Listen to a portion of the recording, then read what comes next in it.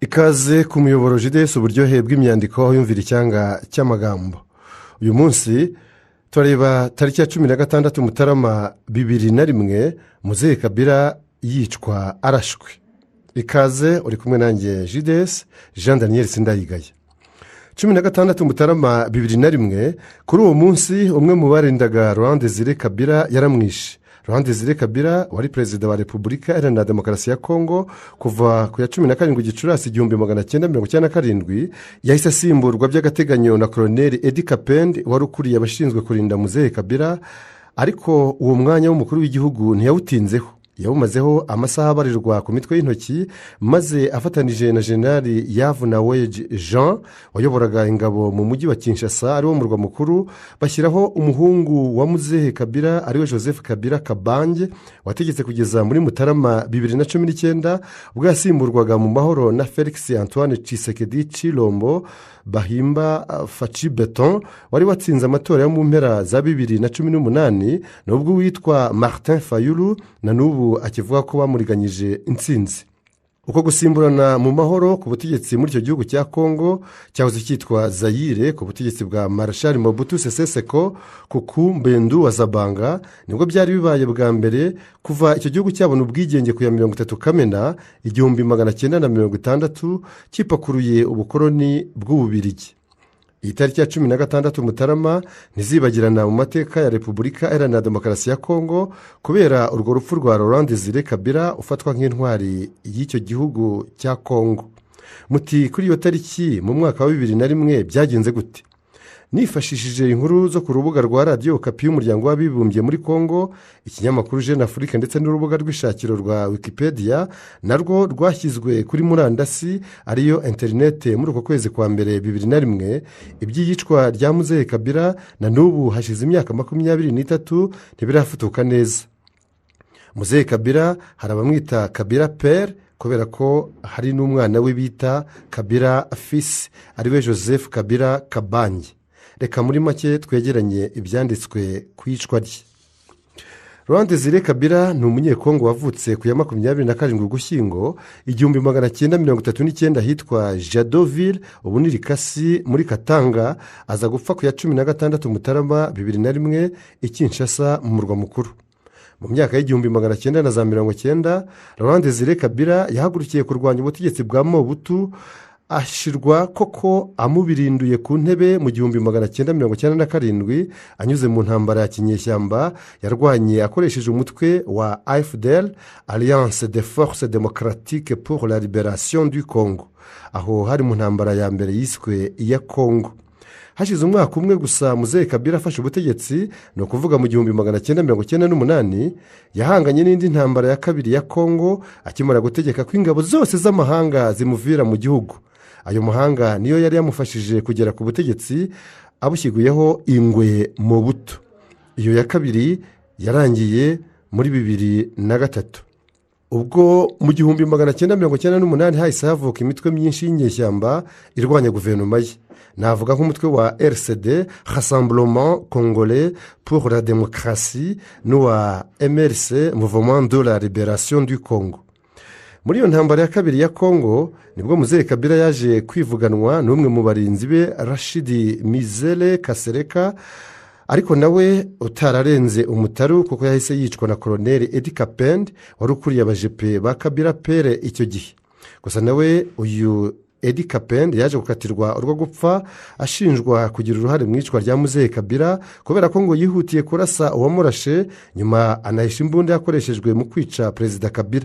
Ni byinshi byavuzwe kuri Colonel Kapende kugeza agiriwe imbabazi agasohoka muri gereza akanasubizwa mu kazi ka gisirikare aho yashinzwe kuyobora akarere ka 22 ka gisirikare. Ibye ni birebire kayanzira y'umusaraba ivugwa muri Bibiliya. Iraswa n'iyicwa rya Muzehe Kabila ryagenze gute? Ku itariki ya 16 Mutarama 2001 Laurent Désiré Kabila icyo gihe wari perezida wa Repubulika Iharanira Demokarasi ya Kongo yiciwe mu biro bye i Kinshasa bikozwe n'umwe mu bashinzwe kumurinda Rashidi Mizele Kasereka. Uyu nawe yaje kuraswa mu cyico na Colonel Edi Kapende ubwo yageragezaga guhunga. muri 2003 urukiko rwa gisirikare rwakatiye urwo gupfa abantu 25 barimo Edi Kapende na General Yavunaweje Jean nyuma yo kubahamya ibyaha birimo uburangare mu kurinda umutekano w'umukuru w'igihugu. Gusa icyo gihano cy'urupfu cyaje guhindurwamo icyo gufungwa burundu. Nyuma kera karabaye Edi Kapende yaje guhabwa imbabazi na Perezida Felix Antoine Tshisekedi Chilombo bahimba nyine Faci Beton. Nyuma y'imyaka 23 Muzehe Kabila yishwe arasiwe mu biro bye, hari abantu benshi basanga urubanza ku yicwa rye rutarasubije ibibazo byose byibajijwe, ndetse ngo abantu ba nyabo bihishe inyuma y'iryo yicwa rye na n'ubu ntibaramenyekana. Inkuru y'uko byagenze n'ubwo bibara umupfu iteye ite. Hari kuwa kabiri ku ya 16 Mutarama 2001 mu masaha saa 7 z'amanywa ku isaha y'i Kinshasa, Perezida Laurent Désiré Kabila ari gukorera mu biro bye ahazwi nka Palais de Marbre, ni muri quartier ma campagne yo muri komini Ngariyema. Amakuru atangwa na benshi mu bari ibyegera bya Perezida Muzehe Kabila avuga ko umunsi mu gitondo yakiriye mu biro bye abantu batandukanye biganjemo abashoramari na bamwe mu banyapolitiki. Mbere gato ya saa 8 umusirikare ukiri muto mu bamurindaga Kaporali Rashidi Mizere Kasereka yaje imbere y'ibiro bya Kabila asaba ko abaharinda bamureka akajya gusuhuzanya kubahwa Muzehe Kabila. Uburinzi bwari aho bwaretse Kaporali Rashidi Mizere Kasereka arinjira kandi yinjirana n'imbunda ye. Yagiye yerekeza aho Laurent Désiré Kabila yari yicaye ari mu biganiro n'umwe mu bajyanama be. Kaporali Rashidi Mizere Kasereka yaramwegereye akoramo imbunda ye, akora ku mbarutso aramurasa.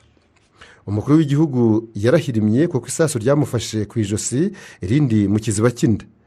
Rashidi Mizere Kasereka yagerageje guhunga ariko bibi by'ubusa ntibyamuhira kuko yahise nawe agarikwa aho ngaho na Colonel Edi Kapende wari ukuriye abarinda Perezida Muzehe Kabila.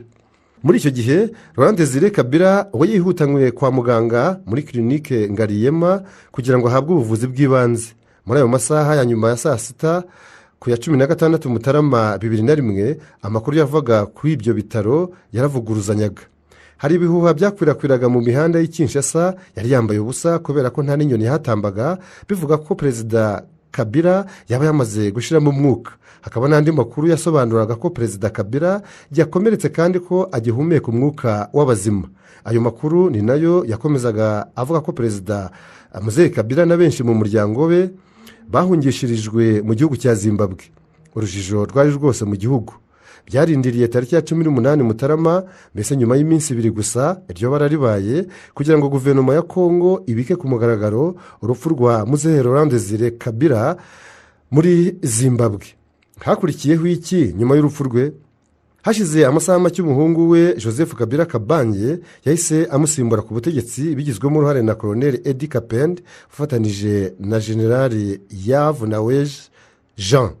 Bigeze tariki 24 z'ukwezi kwakurikiyeho kwa kabiri, Edi Kapende yatawe muri yombi afungirwa ahantu hatazwi, ahantu hibanga.